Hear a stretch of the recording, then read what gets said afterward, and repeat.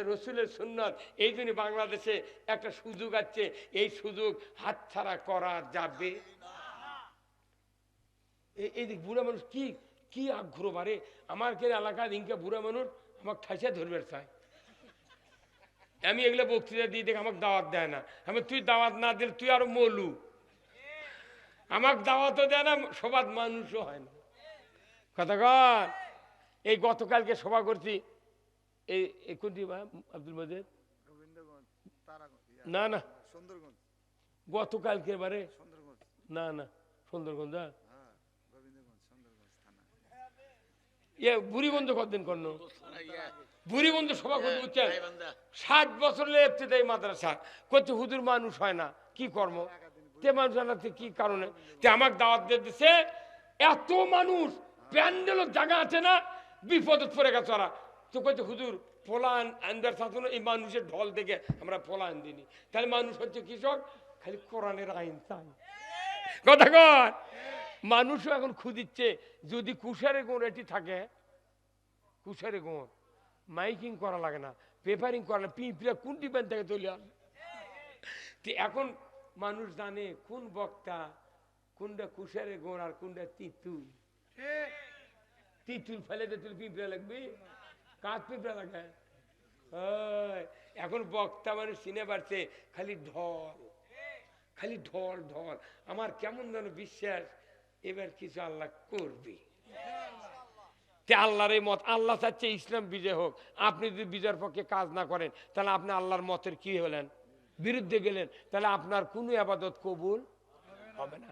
এটা কোরআন সূরা রাসূলের হাদিসে আল্লাহ বলছে, আল্লাহ রাসূল বলছেন ওয়া সুলতানু জিল্লুল্লাহি ফিল আরদি মানহানা সুলতান আল্লাহি ফিল আরদি হানাহুল্লাহ। যে বা যাহারা ইসলামী রাষ্ট্র ন্যায়পরায়ণ শাসক কায়েমের বিরোধিতা করলো সে যেন আল্লাহর বিরোধিতা করলো। আমার নামাজ রোজা করে কি বিরোধিতা করলে এগুলা সব ধুলিস্বাদ। আমার মেয়ে বিয়ে দিছি মুরব্বী, 6 মাস পর হুন্ডা দিবে পালসার। এখন মেয়ে তুলে নিয়ে যা, পরের দিন তো পিঠ পেল লেগেছে। বিটি দৈনিক ফোন করে করছে আব্বা আমার খালি মারিচ্ছে, আপনি হুন্ডা দিবার চাচ্ছে 6 মাস পর এখনই লিবার যাচ্ছে। তাহলে উনকে বিটি মারের কথা কয় ও হুন্ডা দেবো। তুই উমরা করছু, এতেকাব করছু, হজ করছু, দান খয়রাত, মাদ্রাসা, মসজিদ, তুই কোরআন পড়া, তাহাজ্জুদ তোরা মুটি করলু, আবার ইসলামী রাষ্ট্রের বিরোধিতা করলু, তা আল্লাহর বিরোধিতা করলু। তোর জুম্মা কে দেখে, তাহাজ্জুদ কে দেখে? এটাই বুঝি। খালি মসজিদের ইমামরা বুঝালে হয়নি, আমাকে জামাতের কোনো ক্যান বেশি করা লাগবে কেবা কি, কিন্তু ইমামরা করছে না। বারে আল্লাহ তুই ইমাম করে সুমতি দে আল্লাহ।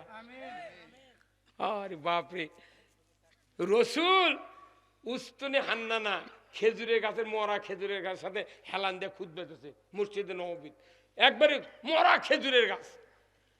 আর এখনকার মসজিদের ইমামরা কিরি ইন্টি গাছের করির, ইন্টি গাছ যে সিয়ার বানাতে বুঝে মিম্বর 1,20,000 টাকা দাম, কোনো কোনো মিম্বর 1.5 লাখ টাকা দাম, 90-95 নিচে কোনো মিম্বর নেই। ইমাম বসে আছে বলতে সম্রাট আকবর বসে আছে, কিন্তু একটা দিন আল্লাহর আইনের কথা কয় না। হ্যাঁ কথা কন না গা।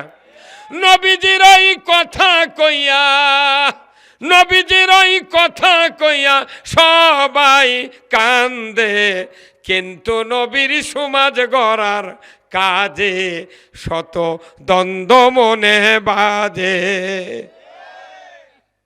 নবীর কথা শুনতে ভালো, নবীজির আদর্শ ভালো, বক্তৃতার বিবৃতিতে সবাই বলতে পারে। বক্তৃতার বিবৃতি এতই মজা। আজকে 12ই রবিউল আউয়াল আমরা ভাব গাম্ভীর্য সহকারে রসুলের জন্ম এবং ওফাত দিবস উদযাপন করছি। এতটুকু বললেই নবীর ভালোবাসা পাওয়া যায় না, রসুলের আদর্শ মানতে হবে। লাকাদ কানা লাকুম ফি রাসূলিল্লাহি উসওয়াতুন হাসানা লিমান কানা ইয়ারজুল্লাহ ওয়াল ইয়াউমিল আখিরা। আমার আল্লাহ বলছেন তোমরা যদি আখিরাতের আযাব থেকে বাঁচতে চাও, রসুলের আদর্শ, রসুলের তোমার আদর্শ উত্তম নমুনা হিসেবে গ্রহণ করো। রসুলের আদর্শ ছাড়া একটা লোক বেহেশতে যেতে পারবো না। আমরা কি রসুল আদর্শ মানতে রাজি আছি? তে রসুলের যতগুলো সুন্নাত আছে, এই 1 নম্বর সুন্নাত হলো কোরআন দিয়ে পৃথিবী চালান।